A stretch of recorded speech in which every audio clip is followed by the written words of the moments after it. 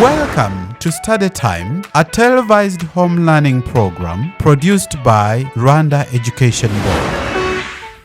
Hello students, a very warm welcome to the TV learning programs or series. As usual, I'm your biology teacher, Herbert, and today I'm very happy and I'm very glad to be within your 2 class. So students, we are still on the same unit, 13, which is immunity and vaccination. So today we're going to be having a lesson 2 on that unit, which is the immune response. Students, welcome to the lesson. But before we start our lesson of today, of biology and health science, I would like to inform you to get a pen and a notebook. You start noting the important words and even concepts concerning about the unit. So the lesson of today has 3 main objectives. After studying this lesson, every student should be able to observe and differentiate the immune responses. Objective number 2 is to describe and explain the innate immunity and adaptive immunity. Objective number 3, to differentiate active and passive immunity. Students, let's go back to the lesson. And we have the introduction of the lesson. Welcome to the lesson. And I think the lesson will be very, very interesting, because it is concerning about the immunity and vaccination. I think you remember we talked about what is immunity. Who can tell me what is immunity? Within a short time, you think about it, then I give you the definition. We said immunity is the ability of the body to defend against disease-causing agent. And I said those disease-causing agents are pathogens. When we talk about pathogens, we talked about bacteria, we talked about viruses, we talked about protozoans. All these are disease-causing agents. But the body has the ability to defend those foreign invasions or foreign substances not enter into the body. So today, that's what we're going to discuss about the immune response. And what is immune response? What do you understand by immune response? So immune response refers to the process by which the body recognizes and defends itself against disease-causing agent. E.g., we can talk about bacteria, we can talk about virus, and other substances that appear foreign and harmful. Very dangerous, because they are harmful to the body because they can cause diseases. They can cause infections to our body. Okay? They can make person fall sick. All right? So here is the definition. Let's go through the definition. I said immune response refers to the process by which the body recognizes and defends itself against bacteria, viruses, and other substances that appear foreign and harmful. They are foreign substances. They are harmful to the body. So the body has to do what you call, they have to defend itself against those invasions or those disease-causing agents. I think you remember we talked about lines of defense. We said there are almost 3 lines of defense. We say there is the skin acts as a line of defense. Not only that, we talked about other, in the body, we talked about the white blood cells, which normally protects the body by doing what you call phagocytosis, defending the body by means of engulfing and surrounding these disease-causing agents, bacteria, and after they are being digested and destroyed and being broken down so that they are released out as a waste product. So the correction of immune system is the immune system is a correction of cells. We talk about correction of cells, correction of tissues, and even molecules that protects the body from numerous pathogens and even toxins in the environment. Because in the environment, there are very many toxins, there are very many pathogens. So the body has to, this correction of the immune system is the correction of cells. They can be cells, they can be tissues, and even some of the molecules that can protect the body from numerous pathogens and even toxins in the environment could be found in the environment. Is that clear? I think we are together, we are following me what I'm talking about. So we talk about the immune system. We have the immunity. Under that table, we have immunity. And immunity could be innate, or it can be acquired. Under acquired, we have active and even passive immunity. I will give you a very short time to go through that chart and erase the chart. I said immunity, the ability of the body to defend the disease-causing agent, the pathogens. So immunity is divided into two types. There is the innate, inborn, a type of immunity that you are born with. Some people, they are born with a particular immunity because everybody is born with blood cells, is born with antibodies that defends the body against diseases. We have acquired or adaptive. Under adaptive, we can have active immunity, and we can have the passive immunity. So that is a chart that shows what you call immune system. So this defense against microbes has been divided into two general types of reactions. We have reaction of innate immunity. We also have the reaction of adaptive immunity. So under the adaptive immunity or acquired adaptive immunity, we have active, and we also have the passive. So let's go and we discuss these two types of immunity. One is innate. When I talk about innate, as I mentioned, it is inborn immunity, the immune that we are born with. And we may find this immunity is non-specific. That is a non-specific immune system in the body. So it doesn't specify a particular pathogen to defend. It is non-specific. I think it is very clear. So innate immunity is also called non-specific immunity. Is the body defense system that one is born with. Everybody is born with a particular immunity. When a baby is born with immunity. And when I was born with the immunity. So it protects against all antigens. You remember I talked about there are two types of antigen. There are foreign antigens. These foreign antigens, they're the one that causes diseases. Once foreign antigen enters into the body, they cause the body to release the antibodies. And you remember I talked about antigens and antibodies. They work as a key unlocker mechanism. So antigens and antibodies must be complex, must be forming what you call a antigen-antibody complex. So it means that these foreign antigens are able to cause the infections, to cause the disease to the body. All right? So it protects against all antigens. Innate immunity involves barriers that keeps harmful materials from entering the body or from the entry into the body. They don't allow these foreign substances or harmful substances to enter into the body. They have to be defended. What defends those antigens? We have the innate immunity, the immunity we are born with. So it consists of cells. As I mentioned, they consist of cells. They consist of tissues, and even proteins that are always present and ready to fight the microbes at the site of the infection.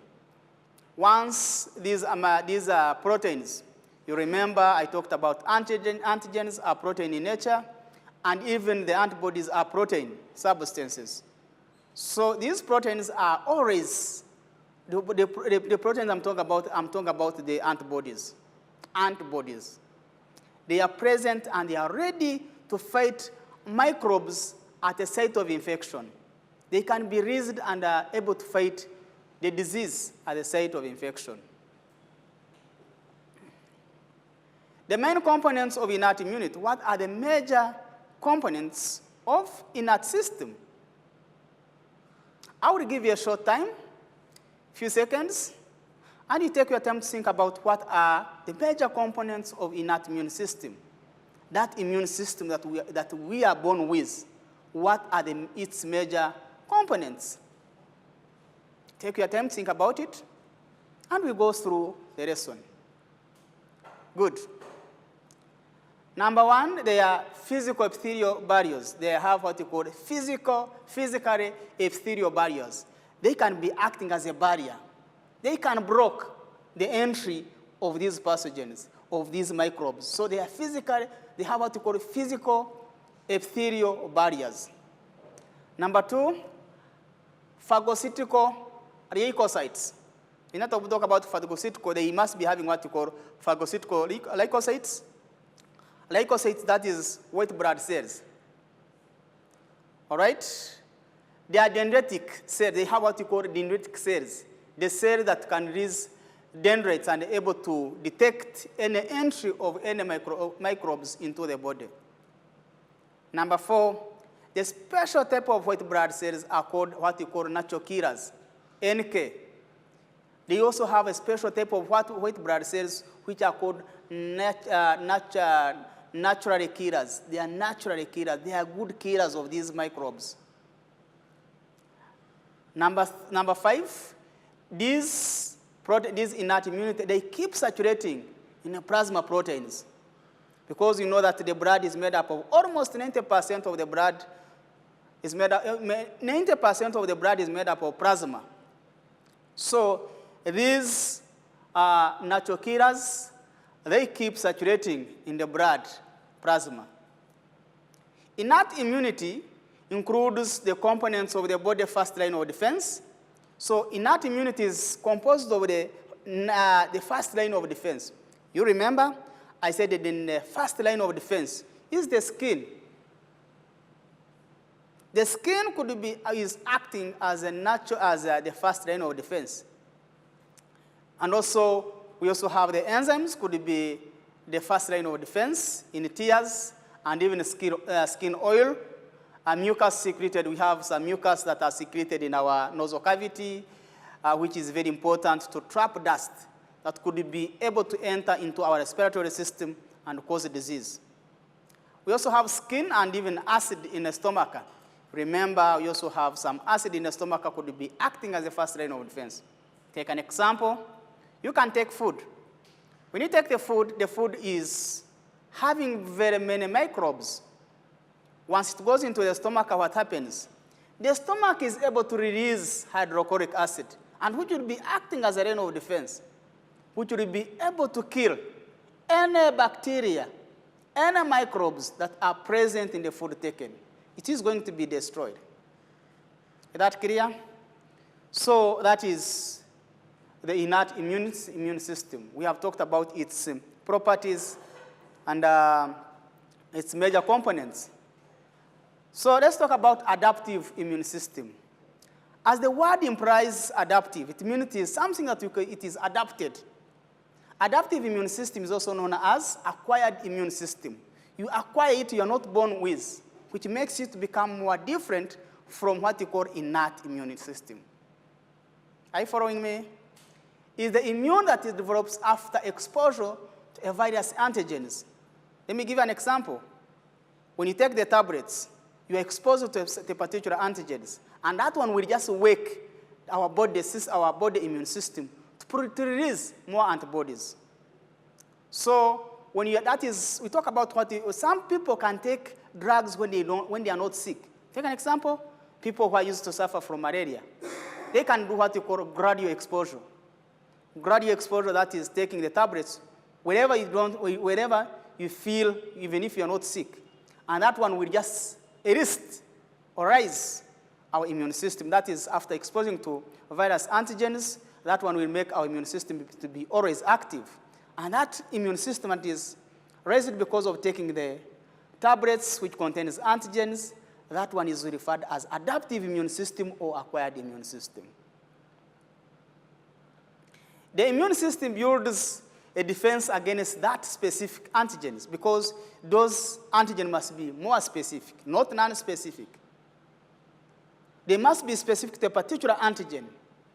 It is called into action against pathogen that is able to invade or to overcome the immune system defense. You can fall sick, and you find the antigens has overcome our inborn immune system. So to be suppressed, to overcome the disease, you can take the tablets, and after that one will be able to raise up our immune system. Components of adaptive immune system are normally silent.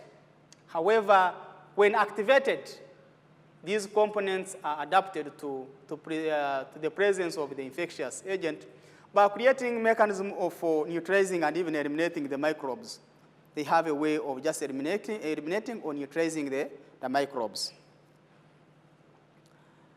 The immune system includes certain types of white blood cells. For example, lymphocytes. They are B lymphocytes and even T lymphocytes. These are two types of lymphocytes. Let me talk about the B lymphocytes and also the T lymphocytes. The B lymphocytes are cells that produces antibodies. Antibodies attached to specific antigens. I said antigens and antibodies.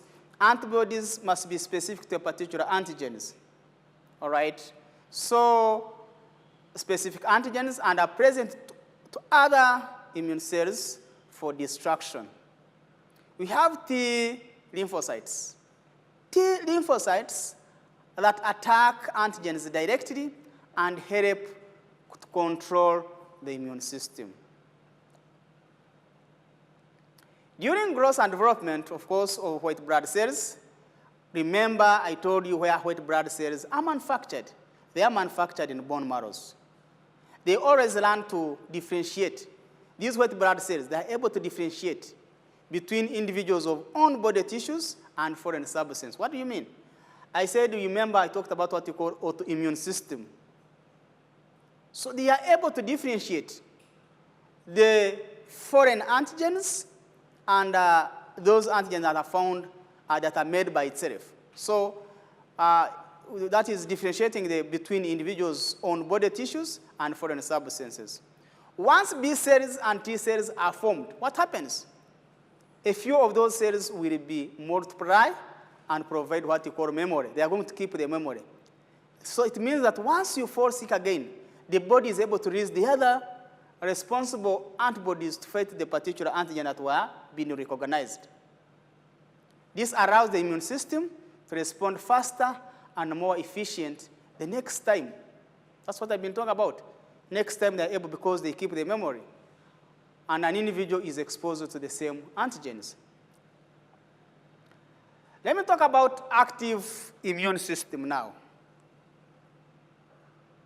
We are going to talk about under acquired immune system or adaptive immune system. I said we have two categories. One is active immune system.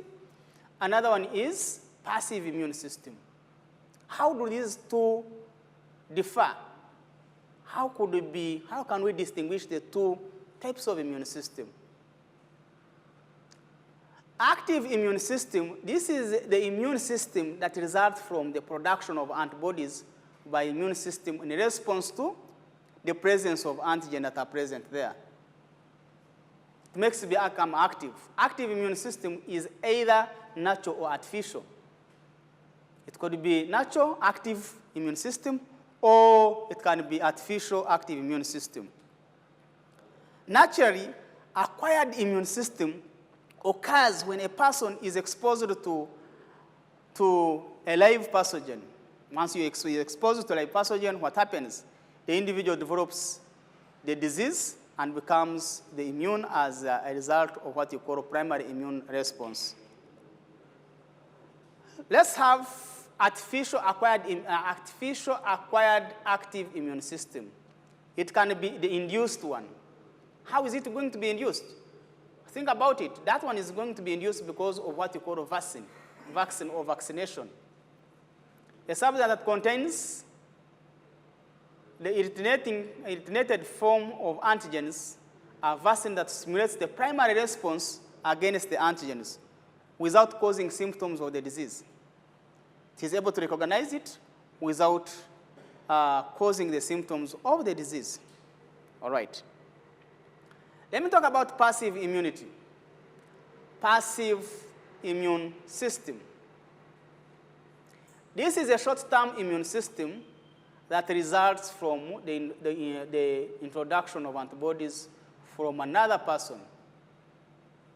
They get it from another person, they pass it to another person. That is, this is a short-term immune system that results from the introduction of antibodies from another person or an animal. An animal could be having a strong immune system. They could be having strong antibodies. Once they are extracted from that animals and injected into your body, they make your immune system to become more resistant, more strong to resist the disease. That's why passive immunity is either artificial or natural.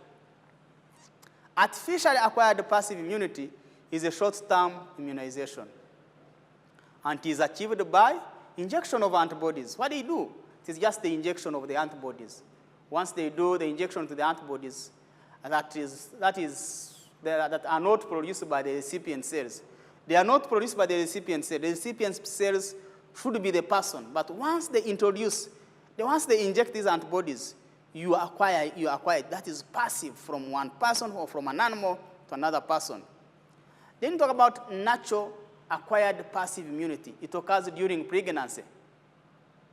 Have you ever seen in which certain antibodies are passed from the maternal body into the fetal bloodstream? That is, we talked about artificial, where the acquired passive immunity is a short-term immunization. That one is involved with what we call immunization. A person that is when you are doing immunization of tetanus, measles, whooping cough, and etc. All right, polio.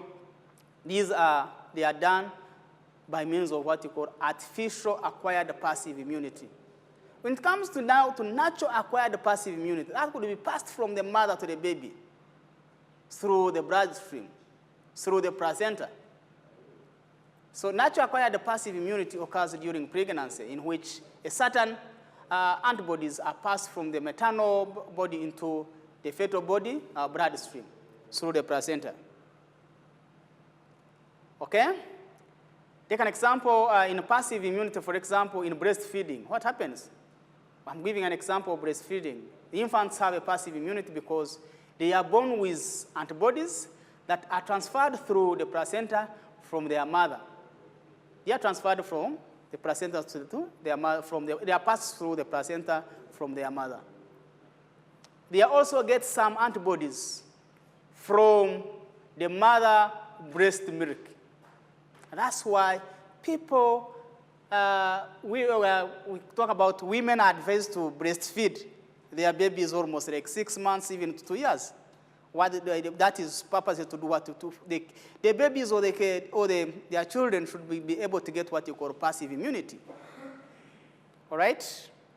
So these antibodies, they disappear between the age between 6 and even to 12 months. All right? And passive immunization may also be due to injection. And even this is supposed to be which contains antibodies that are formed by another person or an animal. Can you get it from a person or from an animal? It provides an immediate protection against an antigen, but it does not provide a long-lasting protection. So that's why the BCG, talk about today, the BCG given to children at birth to protect them from tuberculosis. And is an example of what you call passive immunity. This, the BCG. You know what you call BCG? When you talk about the BCG BCG, which is a passive immunity, that is a passive immunity that is got when given to a children at birth. When a child at birth must be given that injection at birth to protect from tuberculosis. Is an example of what you call a passive immunization. Let's have the diagram of passive immunization. You see the diagram. What do you see in the diagram? The diagram, you can see we have a woman breastfeeding a child. That is breastfeeding baby that provides what you call immunity. That is required as what you call passive immunity. So that is the diagram. So go through the diagram. So then we are coming to the end of our lesson, and I would like to remind you what we've discussed today. We talked about immune response. We talked about how do the body responds against disease-causing agent, microbes, pathogens, and etc. We said there are two types of immunity. We talked about there is, on the diagrams, as you remember, let's go back and try to remind ourselves what we've been talking. We talked about immunity is divided under two. We have innate immunity, that is immunity that a person is born with. We have acquired or adaptive immunity. Under this, we talked about what we call active immunity and even passive immunity, which is the last one. We talked about breastfeeding, talked about the injection of this vaccination, and etc. So we are ending our lesson, and then let's test our competence and see if you have understood the lesson. I have three numbers. Number one is to differentiate between active and passive immunity. Number two, what is the immune system made up of? Number three, outline the importance of breastfeeding. So students, thank you very much for being with me in my biology lesson of Senior 2. Hope to see you next time and enjoy the rest of the day.